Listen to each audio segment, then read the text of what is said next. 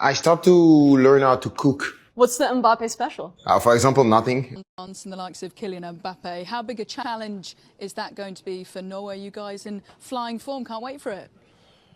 Honestly, I don't care too much now. We're through. We managed to get through, which is incredible. So I couldn't care too much about that game now. They're probably going to win against us. They're probably going to win the whole tournament. Watch this moment closely, because this is where Kylian Mbappe had an entire nation holding its breath.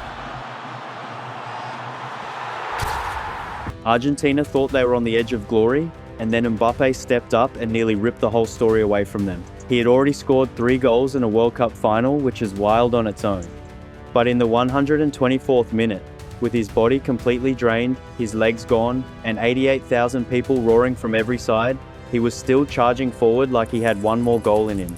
You've produced incredible performances with the French national team as well as with Real Madrid, always topping the scoring charts. However, there has been a lot of criticism of you impeding the synergy of the team, with you being too controlling behind the scenes, and that you are always a dictator at the teams you play at. What's your say on that? No, that is a complete farce that you and other stupid comedians like you just share because you think you are funny, but that is not true. A 4th goal in a World Cup final. That kind of obsession doesn't feel normal. It doesn't even feel human. It feels like something switches inside him the second this tournament begins. And that's the strange part, because this isn't new. We've seen this version of Mbappe before. Every 4 years, the World Cup seems to unlock a completely different player. At club level, he gets picked apart by pundits, questioned for the big trophies he hasn't won, and judged for not having a Champions League or Ballon d'Or to his name. Where do you rank him amongst those greats that have played for PSG? And I mean, it's not even a discussion. Number 1? Yeah. Greatest player ever to play for me, PSG? Yeah. Okay. But some people that saw other players will tell you, that debate, obviously you would like to say that's my opinion. For me, Kylian Mbappe, with the way, the impact he had all over the world, what he's been doing, for me, yes, he will go down as the best player for Paris Saint-Germain. That's me. But once the World Cup starts, that version vanishes. In his place, you get a player who looks unstoppable, ruthless, and built for the biggest stage in football. So what is it about this tournament that changes him so much? Why does Mbappe look one way at club level, then turn into a different beast when the World Cup comes around? And just how good is World Cup Mbappe compared to the rest of football's biggest stars? The best of the 4 players. Yeah. Lionel Messi. It's clear. It's the best in the world with Cristiano. It's clear. I think that he showed during 15 years that he had an amazing quality. Me, I try to do what I can do. I show my quality on the biggest stage, helping my team to win another World Cup. To answer that, we need to look at the 2 versions of Kylian Mbappe, because honestly, they barely feel like the same player. First, there's the club version. Mbappe scored 2 goals. The second goal he scored was amazing, by the way. The player who signed for Real Madrid in 2024 in the most expensive free transfer football had ever seen. On paper, it was supposed to be a cheat code. Real Madrid were adding Kylian Mbappe to a squad that had just conquered Europe, pairing him with Vinicius Jr., and setting themselves up to run football for the next 10 years. That was the dream. The reality has looked a lot messier. 2 years after his arrival, Madrid still haven't lifted a major trophy with him in the team. 3 different managers have tried to solve the puzzle, and none of them have really cracked it. Mbappe and Vinicius keep drifting into the same areas, asking for the same kind of space, making the attack feel crowded instead of unstoppable. The talent is there, but the balance never quite looks right. Then there's the individual side of it. For all the hype around him, Mbappe still hasn't won a Ballon d'Or. Dembélé took it last year, while Mbappe was left watching from the outside, still chasing the one prize people assumed would already be his by now. I think sometimes in the life I'm too competitive, It's good to be competitive on the field, but sometimes in the life you don't need to be like this. And me, I always want to show that I'm better, or I'm the best, I can win, I can do things, but in the life you don't need every time to do this type of thing, So I can calm a little bit about it. Earlier in the season, he missed penalties against Liverpool and Athletic Bilbao, and afterward he admitted he had hit rock bottom. Deschamps even left him out of the France squad for what the coach described as mental issues. ESPN also reported that people inside the club have started questioning whether signing him was actually the right move. That's one version of Mbappe, the superstar with endless goals, endless pressure, and a career that somehow still feels unfinished at club level. A player who can score every week and still leave people wondering why it doesn't fully click when the stakes get highest in Europe. And that's where it gets weird, because this is also the same man who became France's all-time top scorer, passing names like Giroud, Henry, and Platini. So how do those two versions exist at once? How can the player who still can't get over the line in the Champions League also look like the man who could end up as the greatest World Cup scorer the game has ever seen? The answer starts to show up when you go back through his World Cup history. Once you do that, a pattern jumps out almost immediately. It's strange, because it feels like this tournament pulls a completely different version of Mbappe out of hiding, one that barely shows up anywhere else in football. Start with Russia in 2018. Mbappe is only 19 years old. The hype around him is already massive. Monaco had just sold him to PSG for 180 million euros, and by then the whole football world knew his name, or at least thought they understood what kind of player he was. But that tournament was where things really changed. In the group stage against Peru, the match is still tight and France are struggling to break it open. Peru are defending hard, staying compact, making every attack feel crowded. Then Olivier Giroud takes a shot, it gets deflected, and the ball falls perfectly for Mbappe. He taps it in, and suddenly history is made. Just like that, he becomes the youngest French player ever to score at a World Cup. But that goal was only the beginning. The real explosion came in the round of 16 against Argentina. On the other side was Lionel Messi, still chasing the one trophy missing from his career. It felt like the stage was set for the veteran superstar to take over. Instead, the game turned into Mbappe's coming out party. He makes one ridiculous run through the middle, flying past defenders like they're standing still. Nobody can get near him, nobody can slow him down. Why is he bowing? Who's he bowing to? Father. And Argentina have no choice but to bring him down in the box. Griezmann scores the penalty, France go 1-0 up, and from there the match turns chaotic. Then, Mbappe really blows it open. He tears through Argentina with 2 goals in 4 minutes, and the first one is pure class. A sharp dribble to the left followed by a finish that leaves the keeper with no chance. The second goal was even more brutal. France break forward at speed, Mbappe carries the move from deep in his own half, and by the time it ends, the ball is sitting in the net. Argentina simply can't live with him. They can't catch him, can't match his pace, and can't stop the damage once he gets moving. Messi can't drag the comeback over the line, France win 4-3, and Mbappe walks away as the biggest reason why. That's the moment people really started looking at him differently, because this wasn't just a young star having a nice tournament. The last teenager to score twice in a World Cup knockout match was Pelé, back in 1958, 6 decades earlier. Suddenly, Mbappe wasn't just being compared to great players. He was stepping into territory that only the legends ever touch. Then came the final against Croatia, and somehow he still had more to give. Mbappe picks up the ball outside the box, sees defenders in front of him, and doesn't hesitate for a second. He shifts it onto his right foot and drives the shot past Daniel Subasic, his old Monaco teammate. France win 4-2, they're world champions, and Mbappe becomes just the second teenager in football history to score in a World Cup final. And once again, the first name on that list was Pelé. At 19 years old, Mbappe had won the World Cup, taken home the Best Young Player award, and made the football world believe it was only the start. People were already talking like the next few years would belong to him, like the Champions League, the Ballon d'Or, maybe even another World Cup were all just waiting for him to show up and collect them. People were saying it like it was guaranteed. Mbappe was supposed to own the next decade, stack up the biggest trophies, and turn every prediction into reality. But by the time the 2022 World Cup arrived, that future still hadn't shown up. No Champions League, no Ballon d'Or. The same doubts were still hanging over him, the same questions about whether he was truly delivering everything people expected. And somehow, with all of that noise around him, he produced something even bigger. The 2022 World Cup final might be the most outrageous individual performance the tournament has ever seen.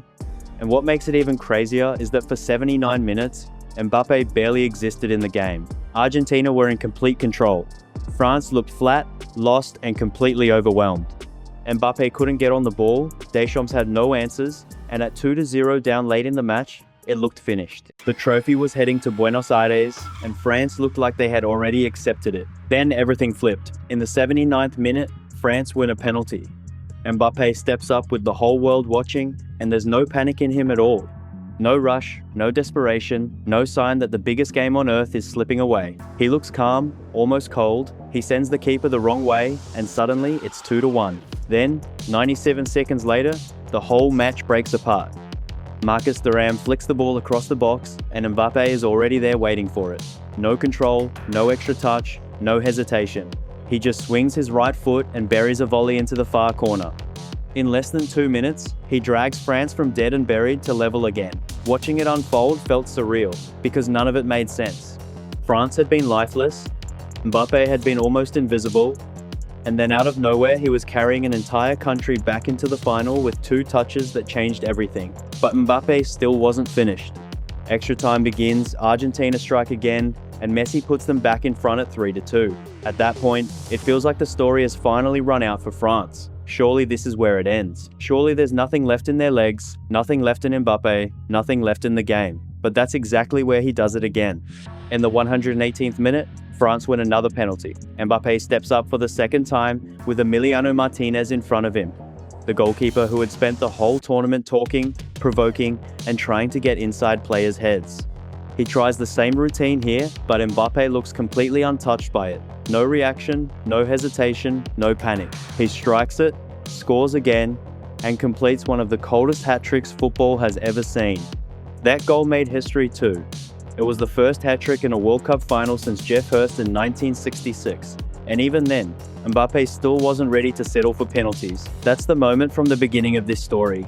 The 124th minute, the ball at his feet, 3 Argentina defenders in front of him, and instead of slowing the game down or playing it safe, he goes straight at them again. After 120 minutes of chaos, pressure, and exhaustion, he's still trying to score a 4th goal in a World Cup final. That isn't normal confidence. That's a player who genuinely believes every touch can end in a goal. France lost the shootout, but Mbappe scored his penalty and did just about everything one player could possibly do. He finished the tournament with 8 goals, won the Golden Boot, and took his total across 2 World Cup finals to 4 goals, more than anyone else in history. And somehow, even after all that, it still wasn't enough. For most players, a World Cup final loss like that would leave a scar for years. Scoring a hat-trick on the biggest stage in football and still walking away empty-handed is the kind of pain that can stay with a player forever. But when Mbappe came back 4 years later, he didn't look haunted by it. If anything, he looked like he'd been waiting for the World Cup to return, so he could do it all over again. By the time France opened their 2026 campaign against Senegal on June 17, the noise around him had only gotten louder. The headlines before the tournament all sounded familiar. Real Madrid in crisis.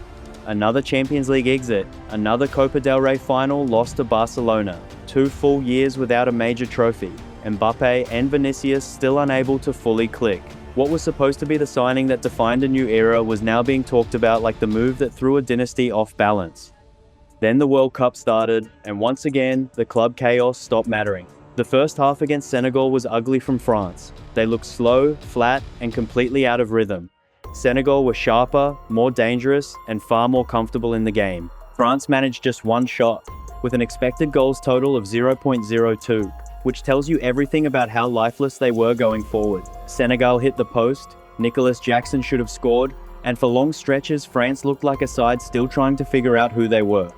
Then, the second half began, and it felt like Mbappe suddenly remembered where he was. In the 66th minute, Michael Olise slips a pass through the Senegal defense. Mbappe times the run perfectly, and the finish is immediate. 1 touch, 1 goal, 1-0 to France. It wasn't just a breakthrough in the match either.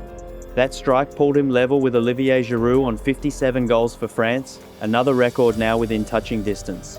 But the second goal was the one that really sent the message. Deep into stoppage time, Mbappe tells the crowd to calm down like he already knows what's coming.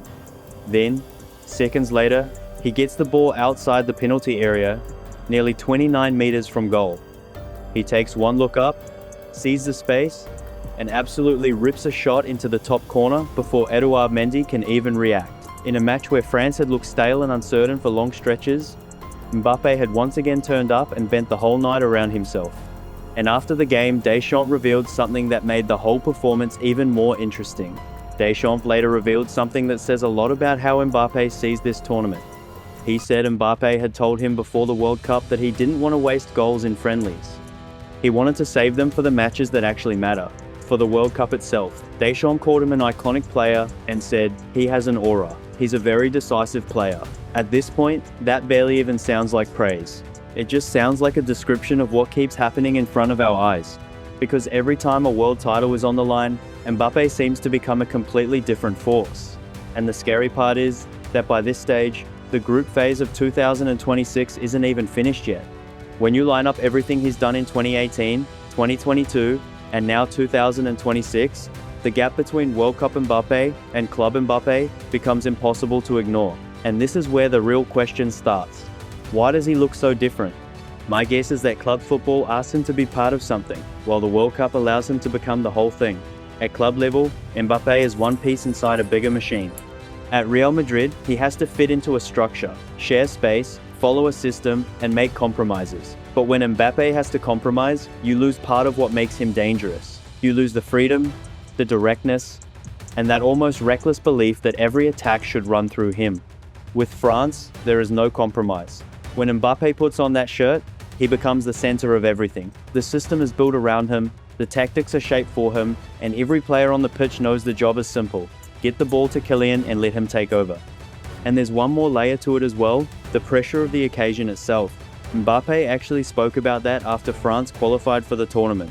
Mbappe said it himself, playing at a World Cup, only those who have done it know how special it is. It's a privilege to represent your country in the eyes of the world. We go there to win. It's a dream to put the third star on the jersey of the France team. And when you hear that, a lot of what we've been watching starts to make sense.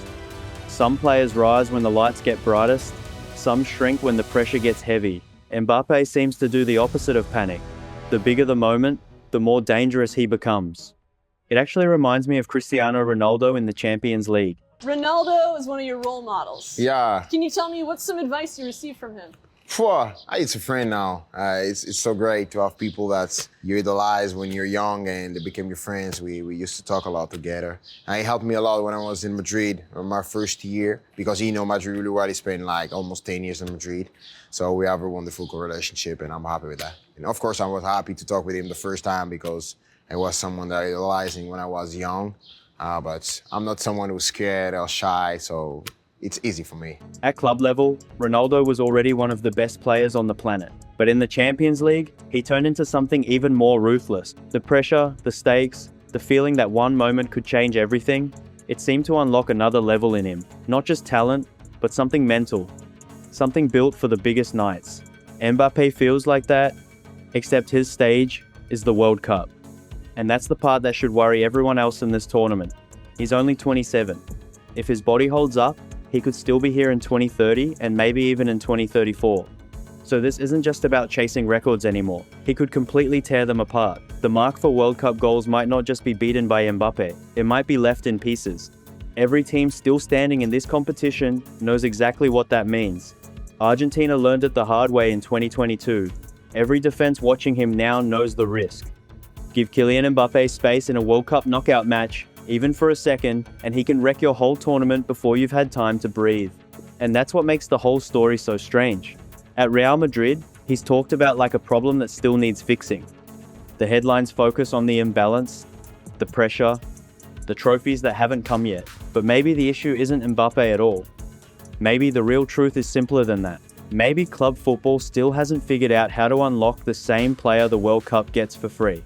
Because this is what Kylian Mbappe becomes when the World Cup comes around. Not just a superstar, not just a goal scorer, but the most frightening version of himself. The club level doubts, the tactical questions, the criticism, all of it disappears the second the tournament begins. What's left is a player who looks like he was made for this stage and this stage only. World Cup Kylian Mbappe is a different kind of problem, and right now, he's coming for everybody. If you enjoyed this one, drop a like, share it with another football fan, and subscribe to Matchio for more stories like this. Let me know in the comments what you think Mbappe's World Cup legacy will look like by the time he's done. Peace.